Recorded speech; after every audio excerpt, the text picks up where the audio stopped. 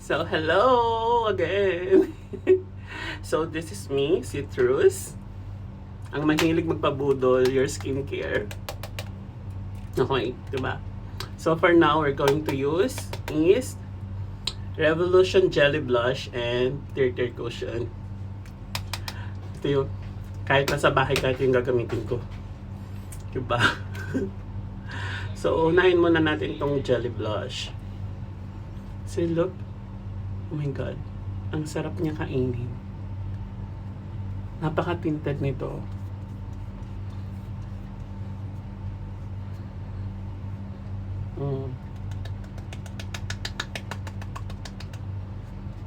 Diba? Pinkish lang. Cherry. In shade of cherry.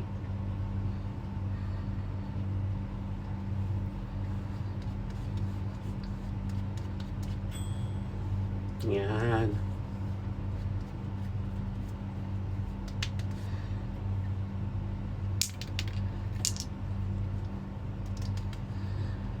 So cute.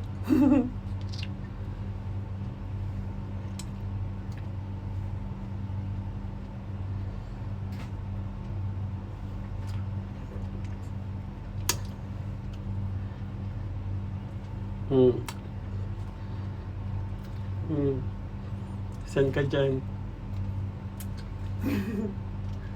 Ang ganda. Love this one. Ang cute. Jelly blush.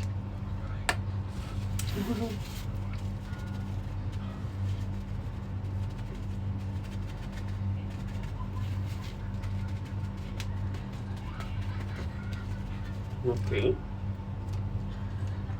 So next is the Tear Pink Cushion in shades of 27 and Camel.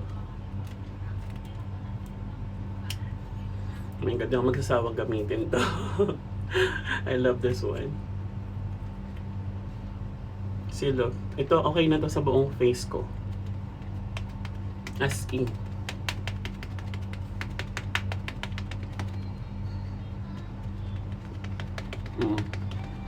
Diba? Napakatipid yung gamitin. Sakop niya na yung buong face.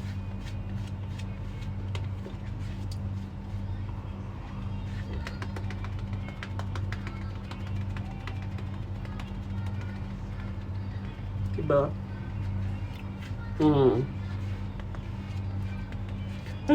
ganda! Lumino yung mukha ko. See, look. Nag-glowy. Oh. Kita mo yan, nag-glow. Dewy.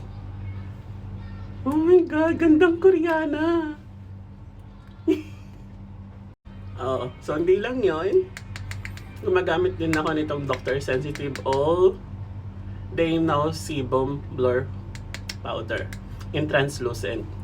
At saka nitong Catidal Hyaluron. Sineset ko to lagi with powder. Kung gusto mo na ganito lang, glowy effect, pwede mo nang hindi lagyan, diba? Pero kung minsan gusto kong nilalagyan, binibake. Mahilig ako mag-bake. Gusto kong binibake siya for long lasting. Ayan o, ito mo. Saan ka lagi namamawis? Ganyan, pawisin.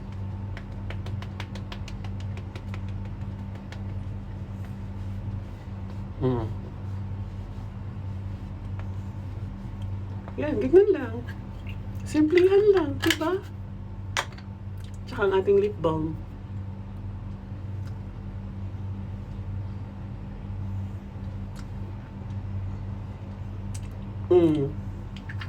Saan ka pa? Diba? Yan na yung ating everyday look. Thank you for watching. Don't forget na magpabudol, charot. Bye.